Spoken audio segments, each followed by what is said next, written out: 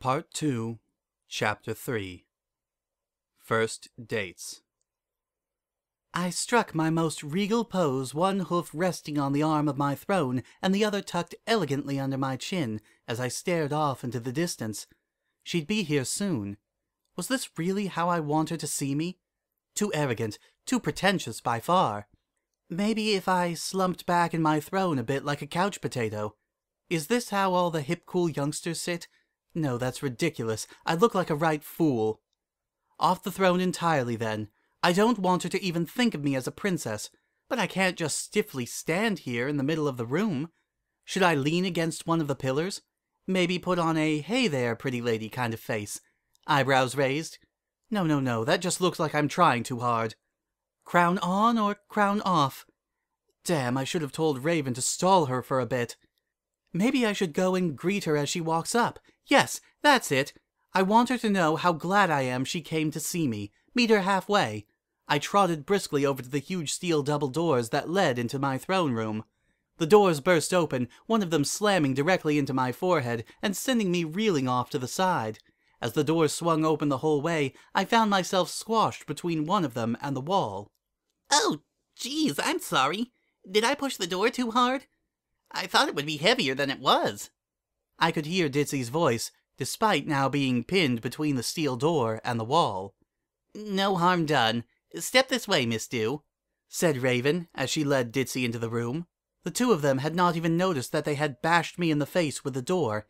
How embarrassing could this be? But being smashed in the head by a steel door was not nearly enough to hurt anything more than my pride, thankfully.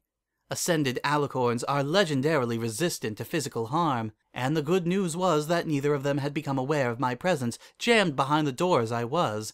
Now all I need to do is step suavely out from behind the door and I can't move. My horn had punched clean through the metal door as it opened and was now lodged into it. I tugged and yanked, trying to free it, but I was stuck fast. So, where is she? Ditzy glanced around the empty throne room before her. That's strange. She was here just a second ago. Come on. Get free, you blasted thing. I placed both hooves on the door and heaved, but it wouldn't budge even an inch. Please don't let the two of them turn around.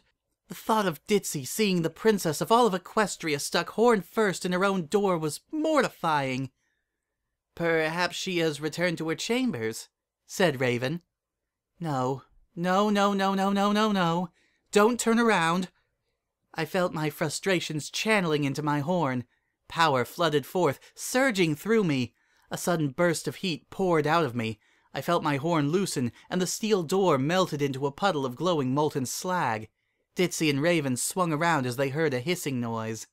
This door was bothering me, so I got rid of it, I said, glancing frantically between my guest and the stinking pile of molten steel at my hooves. There was a long silence, broken only by the sizzling of the now liquefied steel door. "We'll get a more suitable replacement immediately, Your Majesty," said Raven, looking worried. "I'll leave you two alone." I was blushing again, worse than before. Ditzy, bless her heart, did not probe me as to why I had suddenly decided to melt one of the doors to my throne room. "I got a whole load of letters to deliver all over Equestria, but I figured since I was going to be in the area, maybe I'd pop in and say hi." "Hi!" She smiled, her tail wagging cheerfully. "Big workload today? I hope you didn't have to wait too long to see me." Ah, small talk. I love small talk. I get so little of it in my day-to-day life.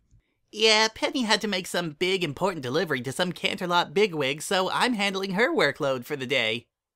I felt a stab of guilt. I should have just invited her.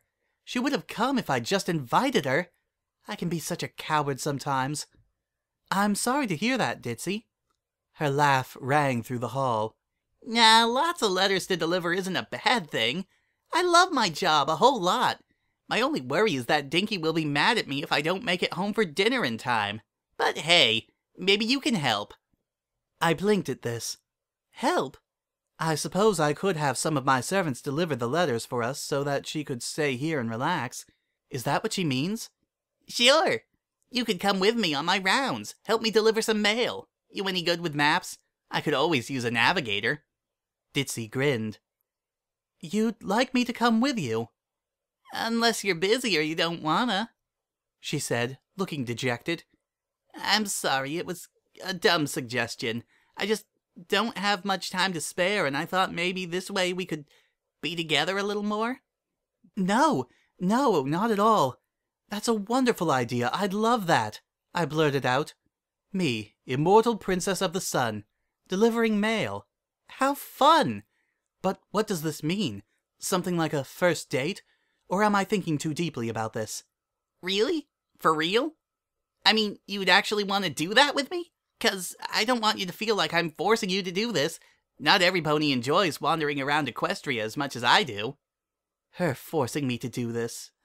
How cute! Raven, come out. I know you're still there. Raven stepped back into the throne room wearing a sheepish grin. I certainly wasn't eavesdropping, Your Majesty.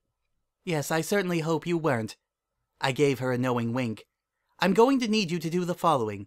Reschedule my meeting with Fancy Pants to this evening over dinner. Tell Spitfire to speak with Miss Harshwhinny about the bid. She's staying in the palace guest room. Tell Spiral I'll have the schedules sent to him by tomorrow. And tell Blueblood to go jump in a lake. Is Your Majesty going out? Yes, I think I'm going to try being a male mayor for a day. To be continued.